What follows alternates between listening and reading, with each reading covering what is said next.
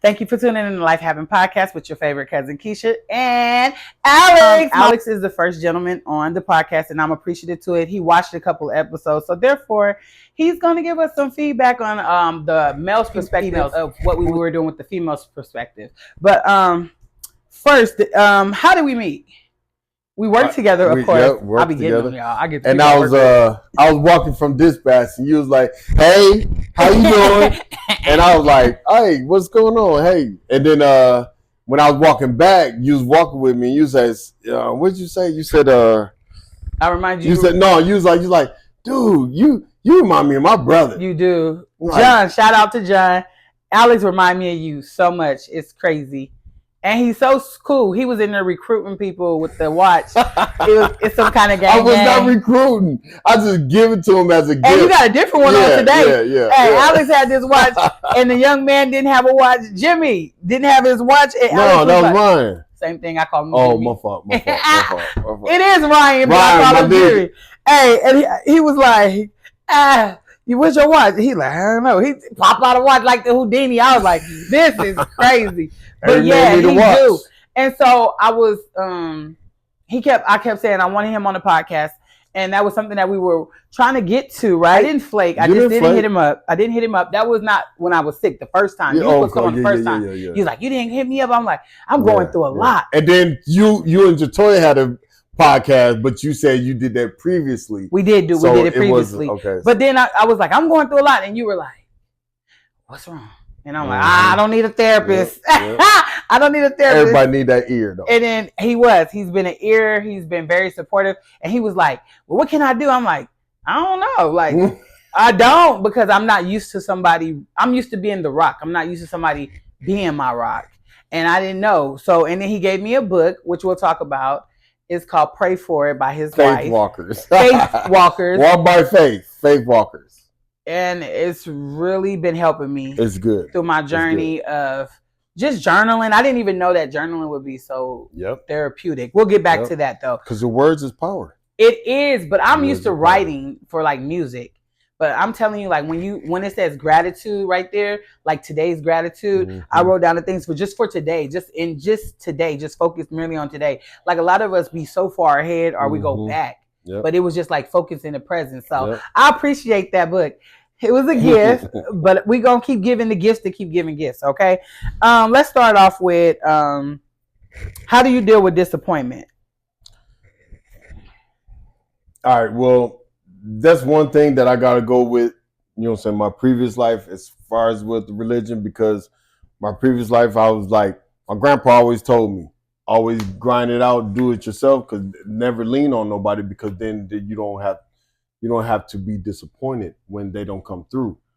So with that being said, I always did it myself, but disappointment is it's kind of different, because with me, it's do you expect disappointment or do you? I don't expect disappointment. I think I do. I don't expect disappointment. The reason why is because I feel that people will stand on what they say sometimes. So I don't see it happening. So it's safe to say, like, you've had so many people in your life that have not disappointed you. No, they disappointed me. Okay, so then how do you keep carrying that? I put my faith in them to actually hold their word. Even though they may have not held their word? Because everybody get that first chance. Okay, just one. Okay, we just giving out one chance. Yeah. Okay, so because once you show me that I can't depend on you, or that you can't hold your word, well, let's I'm not talk about depend that, on that. Because this is like this is the third time we're supposed to do the podcast together, right? Okay, right. The first time it was a miscommunication. Yeah, right? And it was based off of somebody else's video that we were supposed to be watching, Cam Newton. That was true. Yeah, that probably, I don't know. I feel like if we would have hit it right then and there, it would have went. Yeah, I was over it after. It was too much. It was draining though. It was draining. That just to watch all of that. That was hard to watch the whole video. Yeah. Well, you say it was hard because of her. I say it was hard because of him. Let's not go there. We're gonna stay. The first time we're supposed to do this, right? So the second time we were supposed to have our podcast taping because it's right. Chopped up. I got sick. I literally was no, I hit you up. Not that one. Cam Newton and the old girl was 2 months ago. We were supposed to do it outside the job. That's right. Yeah, it was in August. Okay, so that one. Then the second time was recently. Was recent, right? And I hit him up on Wednesday, like, "Hey, I'm excited." He like, "I can't wait." And Thursday I fell sick, y'all. When I say literally, like, was like throat closed up, chills, fever, and I had to hit him up, and I was just like, "Dang, I hope he don't think I'm a flake." That was my first thing. Like, I hope he don't think I'm a flake. But that's where disappointment come in. Right. But that's what I'm saying, right? And just to think that I was on some BS. So I was like, hit you. And I had told Jatoya, I'm like, I don't want to cancel. So I was going to sit in the background and let you guys do the interview. But she was like, Keisha, she was like, stop. She was like, Keisha, she was like, he will understand. I was like, I know, but this is like, I like to stand on my word. Right. So, okay. So fast forward, I text you, you're like, okay, get better, feel better. That's cool. You know, it's like, man, I was looking for it. I was like, man, I'm dead. But you were so understanding, right? Because shit happens. Okay, so but that's two, right? Yeah. So to today, if today wouldn't have went off, what would you have thought? I would have thought that, to be honest, you just had too much on your plate. For this? Period. Yeah. Oh, if you had the third podcast, I'd have been like, you had too much on your plate. I don't think negative right away. You know what I'm saying? Because it's certain people. But it's certain people that I give that to. I'm giving you the benefit of the doubt. Okay. Because the simple fact is how cool you are, your demeanor. I don't mix with a lot of people like that easy. So I know, and we just started talking and it was flow. Yeah. So especially sitting at that table right in front of dispatch. We sat there for a whole hour chopping it up. Yeah. And it felt, I promise you, it just felt like I was talking to family. Yeah. But it also felt like a big brother because like you was just so willing to like be a service, and that's rare. I got 8 sisters. Most people, and then you told me that, but most men, if it's not it's ulterior motive. Do you understand what I'm saying? So for you to be like, hey, and then you was like, I got something for you. I'm like, okay, and then I'm like, the book has really like, it really has helped me mentally in so many different spaces right now.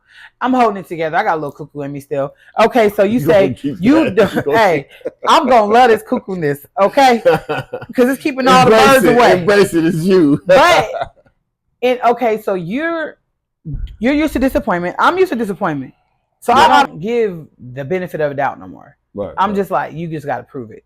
Because at this point in my life, the disappointment, because I don't know how you handle disappointment. How do you handle it? But on a spiritual perspective, okay, let's go spiritual. I have to forgive them. Oh yeah. You know what I'm saying? I have to forgive them. Like, look, I forgive you. I know you had a lot going on. Okay. I give you one more try, type stuff. Okay. You know what I'm saying? But on certain people that's not honest, I'm like, I can't deal with you. Okay. And one of the lessons today was doing your calculations correctly. What that mean? You guys basically with like say for instance, that plus in the middle of the fraction equation is that's God. Okay. You know what I'm saying? Like say for instance, he could be the one that's minusing people out of your life because they're not on that level. They just supposed to help you move to that next level. And now they out your life. Yes. Right, but and a lot of us hold on to seasonal people. And that's where you fall short because the equation, you clinging on to people that's not supposed to be on that your next phase. Right. You know what I'm saying?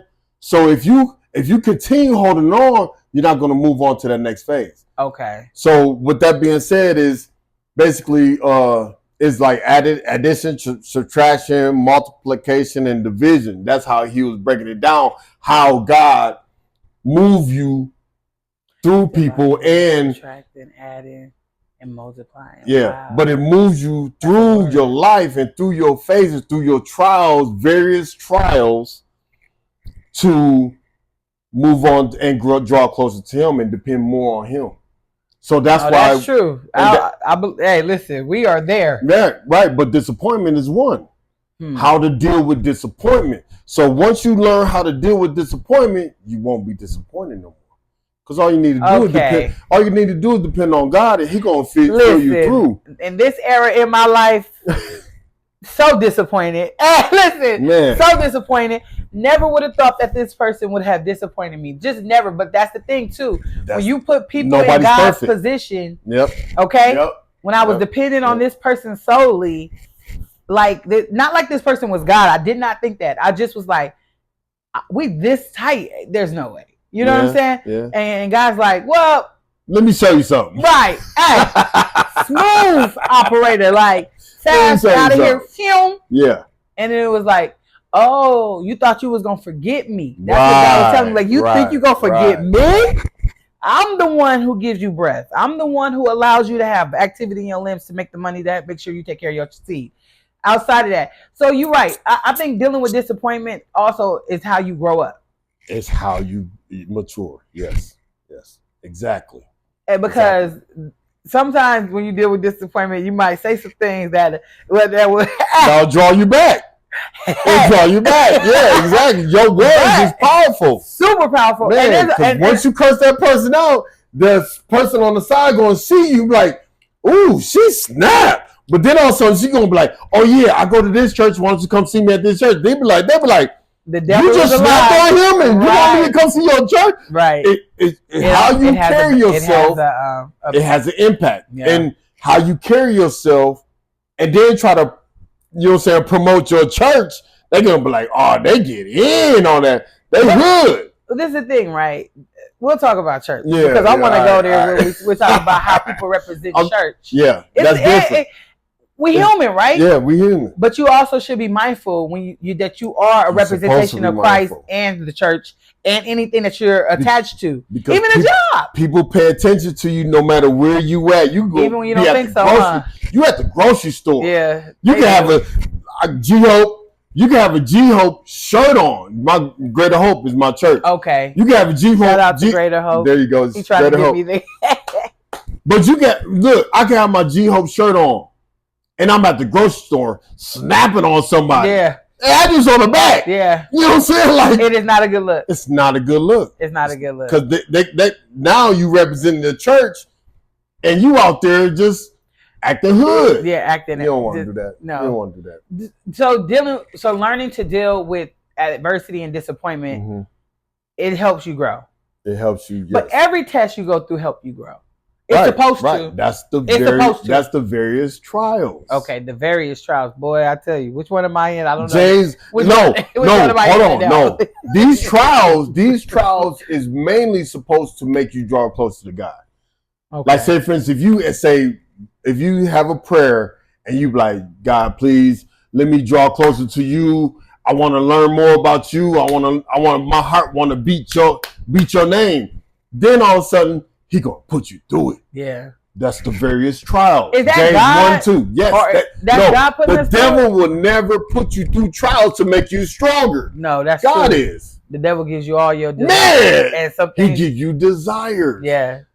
And your desires to make you fall back though. Because it's a temporary. It's a temporary happiness. Okay, so let's go to the next one then, because we can be on disappointment. But let me tell you something. What I'm learning is every conversation I have with anyone that I've had a conversation with, it all leads back to God. Yeah, always. So this is not, but that's always. Not what I had started the podcast off. I didn't want to exile certain religions or spiritualities. Mm-hmm. People, the atheists and all that. I didn't want to do that, but everybody that I'm connected to has a foundation in Christ, and that's crazy to me. Oh, you'll be tripping on my background when it comes to religion, though. Really? Oh yeah. Okay, we'll talk about that later. Yeah, that's another. Okay, so what are your core values? Like 3 of your core values. Core values: spiritual religion, okay, family off top, and say respect. Okay. Because everything revolves around all 3. So loyalty is not one of them? Loyalty comes with respect. You don't think a person can respect you and not be loyal to you? No. Out of respect, out of fear? No. Respect, period. My respect is, my definition, pretty much what I experience with respect is when you respect me, you loyal to me. When you respect me, you how can I put this? It's like my ride or die. Okay, because that's my respect. This is how I see loyalty, right? You're not in the room, and I'm in that room, and someone's talking about you. Loyalty is me telling them, hey, you can have your thoughts and your opinions on this person, but this person and I rock, and I won't stand for no slander against you. That's loyalty. That can be respect too. That can be. Yeah. But I feel like a person can respect you out of fear and not be loyal to you. Yeah. But that's a negative way of looking at it to me. I think I do be looking too negative. Man, come on. You think so? You threw fear in there. Like, I did not say that. I didn't say fear. Let's try to say positive on it. I didn't say fear. Did I say fear? Yes, you did. I did say respect out of fear. I did. Okay, my bad. Hey, you know how I be. Hey. Your mind's going. You said, I don't want to hear this negative. I said, I didn't say anything negative. You said, you go to the left though. Quick. No, I don't think so. I think that I just. You don't think so? You just did just now. You said fear. I was like, oh no. Because I'm always trying to. You know what I be trying to do though in real life. I feel like I be trying to work the conversation to where I am in control of it, and I'm correct. I think that I have that problem, fellas. We need more men over here so she don't do this. Come on, guys. Come on. Welcome. Hug. Oh, man. Okay, so you can't have control of the conversation all the time. I know you're the host and everything. No, I don't want the control of it, but I do. You just try. But I do. Okay. But I do. We're talking about purpose and passion, too, because I said, that's when you said I was being negative. I was like, I'm not passionate about nothing. He was like, I don't want to hear that negative talk. I'm not. But what am I passionate about? You talking about thing or people or religion, spiritual? How are you not passionate? Because you passionate about your son. I am. You know what I'm saying? You're passionate about your family. Okay. This is what I'm talking about. Different things you can be passionate about. Okay, so let's talk about the different things then. Of course, I'm passionate about my child. So you are passionate. But I'm talking about as far as, okay, we were talking about businesses. I believe we were talking about businesses, flourish. You said like outside of the job. Yeah. That's what we're talking about. Yes. We were. I said I'm not passionate about nothing. Right. When talent-wise. Talent, work. I just do, and it just be easy. So I do it. It's fun for a moment, but it's not something I could see myself running through like every day, like to the rest of my life, for the rest of my life. So basically you need to get something started and let it build itself and then go on to the next one. I am that person. I can see that.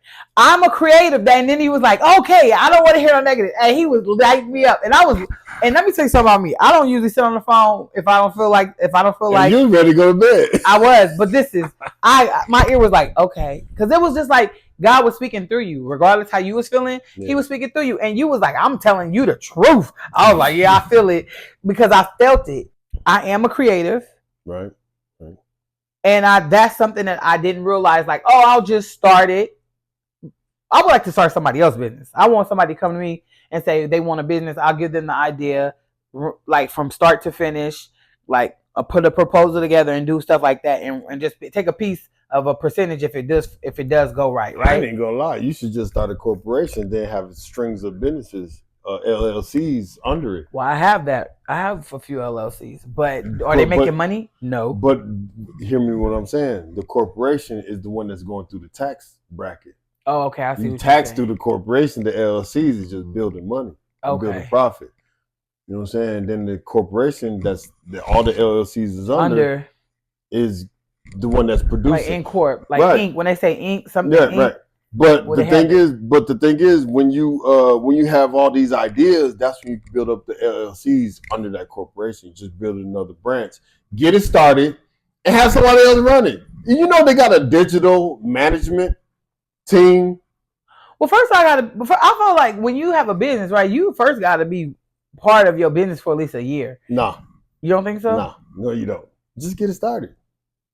Get it started. Have a game plan, a business plan to where it has a structure to build off of and grow. Like say, for instance, trucking.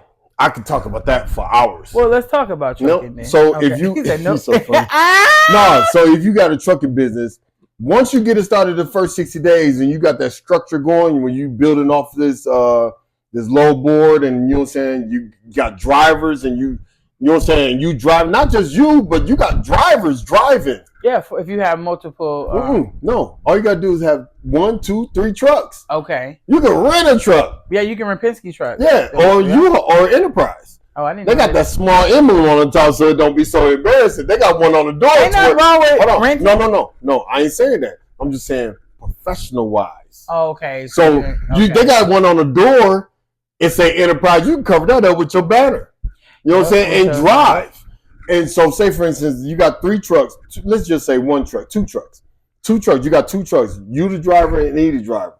Y'all just driving, going off the load board, doing y'all thing or whatever. Okay. Making it like $10,000 a week, just hypothetically speaking, $10,000 a week, just on the go, regional. Okay. That's anywhere from Colorado, New Mexico, Las Vegas, San Diego, just 4 hours out. Okay.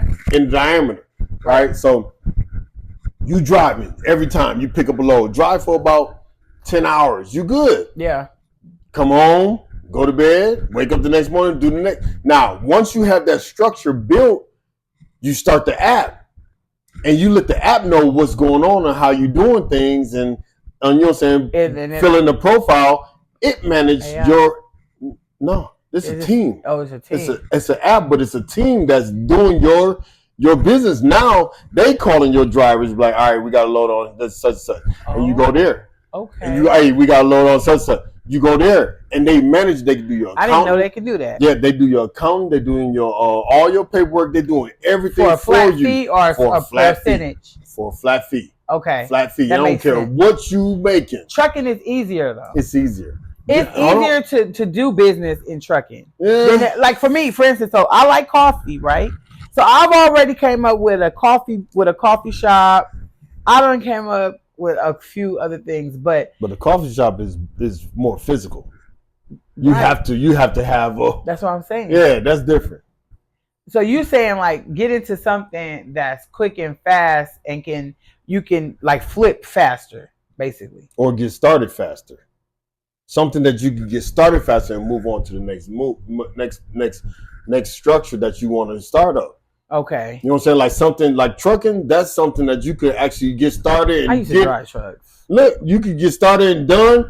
And once you get started, it's running itself. You move on to the next one. And women are out here really, shout out to all the ladies, trucker millionaires. They killing it. I just couldn't. They killing it. I don't want to deal with trucking. It was an example. But be quiet because you know that's your thing. Because you about to probably be doing all of that right now. That's why you over here geeked up behind it. I ain't even mad. But I'm just saying, as far as for me, I do like more of the hands-on.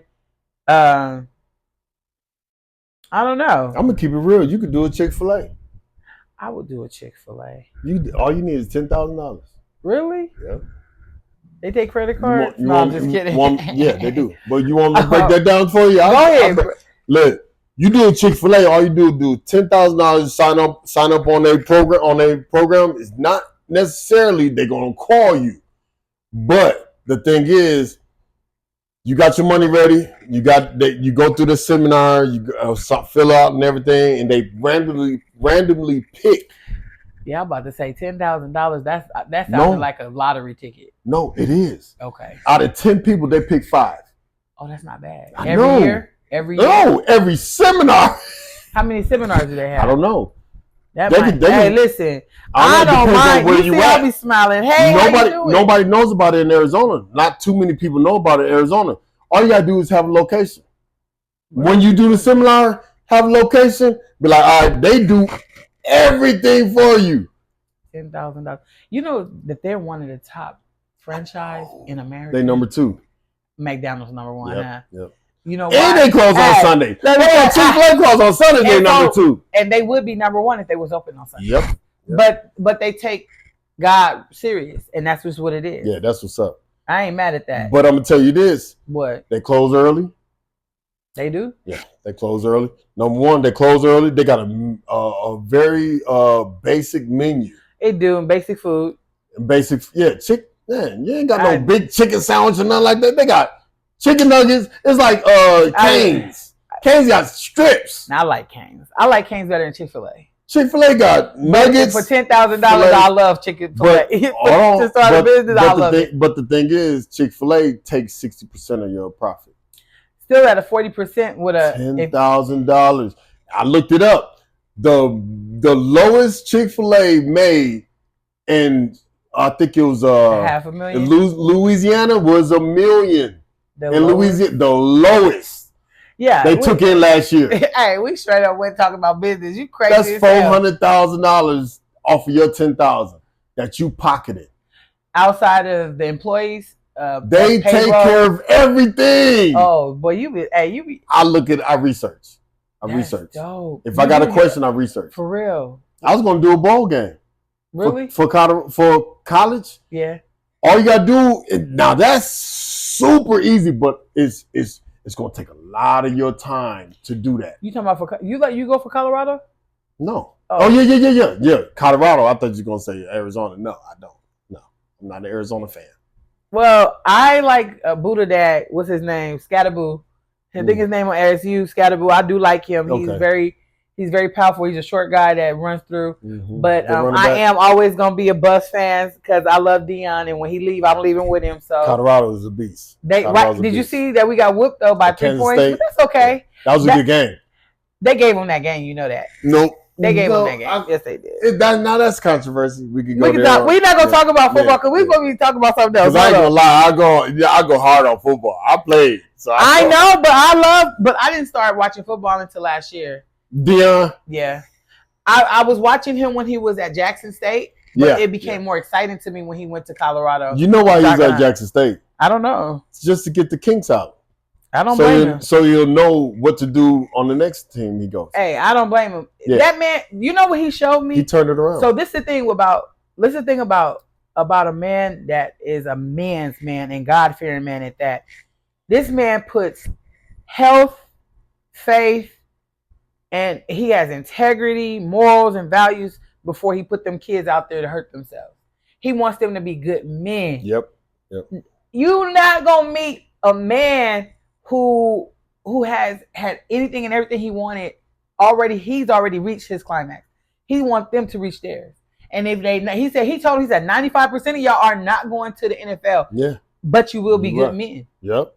Oh, wow. I'm teaching you something in life. Yes, exactly. A lot of them boys don't got daddies. Mm-hmm. And he they daddy.